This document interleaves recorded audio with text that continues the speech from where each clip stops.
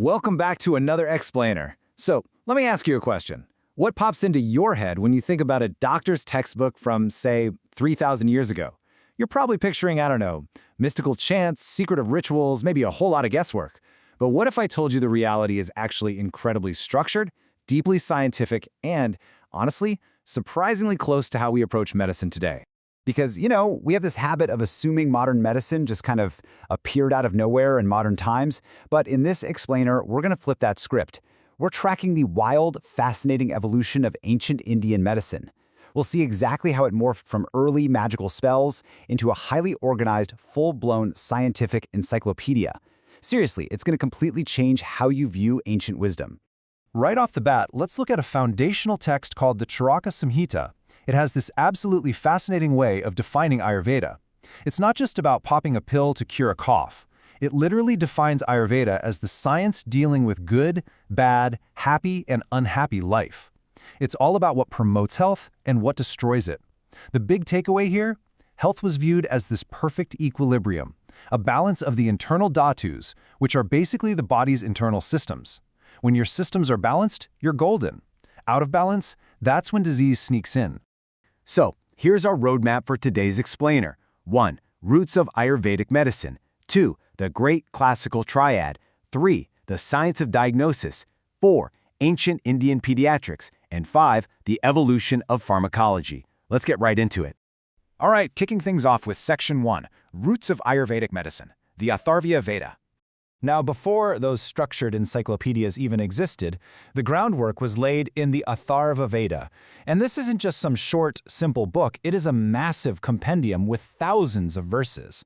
Inside this complex categorization, you'll find specific sections known as Vaishashya Suktas. These are literally hymns about medicine. We are talking about humanity's earliest recorded attempts to tackle human diseases, figure out what causes them, and actually propose cures. And it's amazing to see just how specific they got. The Atharva Veda categorized the everyday diseases ancient folks were dealing with. They identified stuff like takman, which is fever, jaladhara, meaning dropsy, and they even had treatments for snake bites and scorpion stings. Now, in these early days, the cures were definitely a mix of things. They relied pretty heavily on defensive magic and protective charms, but also the direct application of some really powerful herbs, like a pomarga. Moving right along to Section 2, the Great Classical Triad, from magic to method. So, as the centuries rolled by, human observation got a lot sharper. We moved away from just magical hymns into the golden age of the Brihat Triad, or the Great Classical Triad. What makes this era absolutely fascinating is the massive shift in how they thought about medicine. In the older Atharva Veda, illness was mostly blamed on external agents, like curses or evil spirits, so you needed spells to cure it. But later Ayurveda, it introduced a highly rational theory. They argued that disease actually comes from an internal imbalance of the body's humors. So to fix the disease, a doctor had to use rational treatments to restore that internal equilibrium. It's a huge leap from the mystical to the clinical. A perfect example of this is the Bihela Samhita, written somewhere between 400 and 750 CE. What's cool is that it's not just a dry list of facts. It's actually written as a dialogue, a conversation between a brilliant sage named Atreya and his curious student, Bila. They dive incredibly deep into Kaya Chikitsa, which translates to internal medicine. It just goes to show how this rational knowledge was systematically passed down, tested, and debated. Which brings us to Section 3, the Science of Diagnosis, the Charaka Samhita. Okay, so how do these ancient doctors actually diagnose a patient? For that, we look at the Charaka Samhita, which is just a total masterpiece of clinical methodology. At the very heart of it all is a Sanskrit concept called yukti. Basically, yukti is the logic that nothing happens in a vacuum.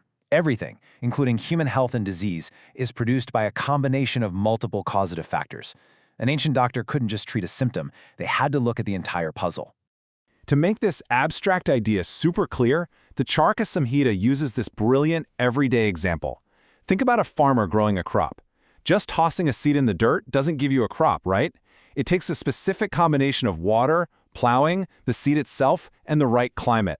Only when all those factors come together does it actually grow. In that exact same way, the text argues that successful medical treatment requires a perfect combo of four things: the doctor, the assistant, the patient, and the drug. If even one of those is missing or flawed, the whole treatment falls apart. Because of this holistic philosophy, a quick checkup just didn't cut it. The Charaka Samhita actually demands that a physician examine 10 specific entities before treating anyone. Check this out. They had to evaluate the medication, the original source of the imbalance, the act of restoring equilibrium, the expected result, which is happiness, the after effects, the specific place or land the patient lived in, the time or season, the patient's own inclination, the exact procedure, and finally, the deciding action. I mean, wow! That level of structured data organization is just mind-blowing for a text that's thousands of years old. Next up is Section 4, Ancient Indian Pediatrics, the Kashyapa Samhita.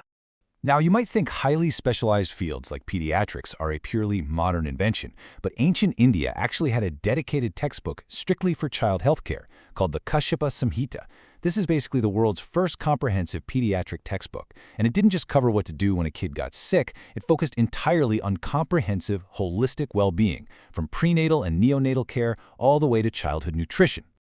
The sheer depth of observation here is wild. The Kashyapa Samhita is one of the earliest texts to focus heavily on breastfeeding and safe weaning. It's the only ancient text that extensively breaks down dentition, babies cutting their teeth, and the fever or pain that goes along with it. Get this, it even has an entire section on how infants communicate pain before they can even speak, helping doctors read a baby's body language. It even instructs parents on how to design safe children's play toys. Truly, this is empathetic, holistic medicine at its absolute best. And finally, Section 5, the Evolution of Pharmacology, Baba Prakasha Nigantu. Let's fast forward a bit to the 16th century. By this time, India is deeply plugged into global trade, and that completely revolutionized their pharmacology. A scholar named Bhava Mishra took all known medicinal substances, both local and newly discovered, and organized them into 23 distinct groups called Vargas. For instance, the Haratukiyati Varga was for fruits, roots, and tubers. The Karparati Varga grouped aromatics. There were Vargas for medicinal oils, flowering plants, and, yep, a whole section just for honey and its therapeutic properties. It was an incredibly standardized pharmaceutical database.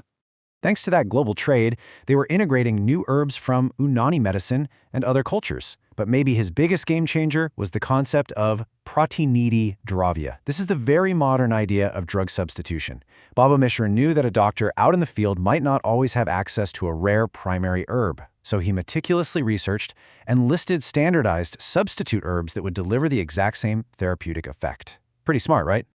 So looking back, we've covered this incredible timeline of progress today.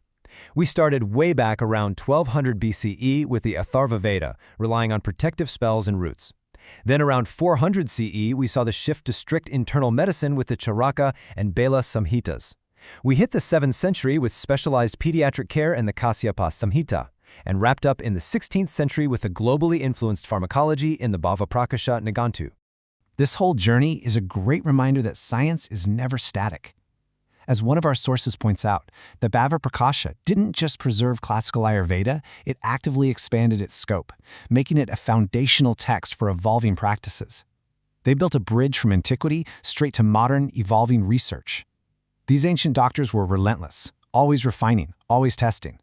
Which leaves us with a pretty fascinating question to chew on. As we lean so heavily into modern holistic health, preventative care, and personalized medicine today, how much of our most modern medical philosophy secretly owes its foundation to the brilliant minds who wrote these ancient Indian encyclopedias? Definitely something to think about. Thanks for hanging out with me on this explainer, and as always, keep questioning the history behind what we know.